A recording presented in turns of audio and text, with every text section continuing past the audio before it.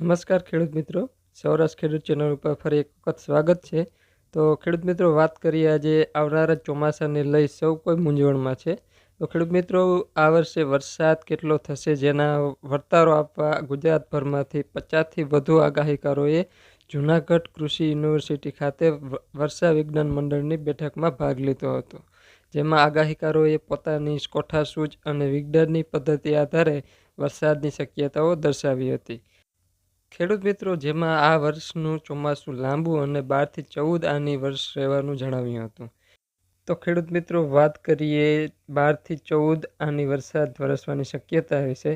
તો ખેડૂત મિત્રો, જૂનાગઢ યુનિવર્સિટી ખાતે આવેલા આગાહીકારોએ વનસ્પતિ, પક્ષીઓની ચેષ્ટા, અખાત્રીજનો પવન, વોળીની ઝાડ અને ટીટોળીના ઈંડા, આંબા, લીંબોળી, લીમડા અને ઝાડ પર આવેલા ફાલ પરથી વરસાદનું અનુમાન લગાવતા હોય છે. આ વર્ષે આકાશમાં જે ગર્ભ બંધાઈ છે એને લઈ પણ કોઠાસૂઝ મુજબ આગાહીકારોએ આ વર્ષે આગાહી કરવામાં આવી હતી. જેમાં આ વર્ષે 12થી 14 આની વરસાદ વરસવાની શક્યતાઓ દર્શાવવામાં આવી છે અને આ વર્ષ ચોમાસું લાંબુ રહેશે એવું પણ કહેવામાં આવ્યું છે.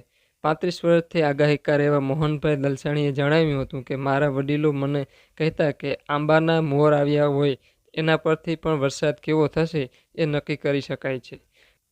ગુજરાતભરમાંથી આવતા આગાહીકારો જ્યોતિષ, પક્ષીની ચેષ્ટા, વનસ્પતિ, આકાશી ગર્ભ અને નક્ષત્રો પરથી જુદી જુદી રીતે વરસાદનો વર્તારો કરતા હોય છે. તો ખેડૂત મિત્રો, વર્ષમાં એકવાર કૃષિ યુનિવર્સિટી ખાતે સૌ આગાહીકારો એકઠા થાય છે અને અલગ અલગ પદ્ધતિથી પોતાની કોઠાસૂઝ અને વરસાદની આગાહી કરતા હોય છે. છેલ્લા 40 વર્ષથી આગાહી કરતા કૌલકા ગામના ભીમસિંહભાઈ ઓડેદરાએ જણાવ્યું હતું કે પક્ષીઓની બોલી, ઝાડ પર ફળ ફૂલ કેવા લાગે છે એના પરથી આ વર્તારો કરવામાં આવે છે. આ 2024ની વર્ષા ઋતુનું એવું અનુમાન છે કે આ વર્ષ વરસાદ ખૂબ જ સારો રહેશે. જેઠ મહિનાથી લઈ આસો મહિના સુધી વરસાદ સારો થશે એવું અનુમાન આ લગાવવામાં આવ્યું હતું.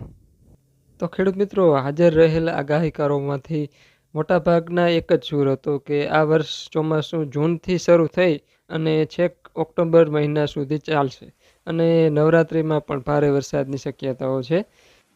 જૂના આગાહીકાર વંથલીના રમલીકભાઈ વામજાએ પણ કહ્યું હતું કે આ વખતે ચોમાસું વરસાદ બાબતે ખેડૂતો માટે લાભદાયક રહેશે. 15 જૂનથી વાવણી લાયક વરસાદ શરૂ થઈ જશે. ટૂંકમાં કહીએ તો આ વર્ષે ખેડૂતોનું જ છે. તો ખેડૂત મિત્રો, વિડીયો પસંદ આવ્યો હોય તો લાઈક કરજો અને ચેનલ ઉપર નવા હો તો ચેનલને સબસ્ક્રાઈબ કરજો.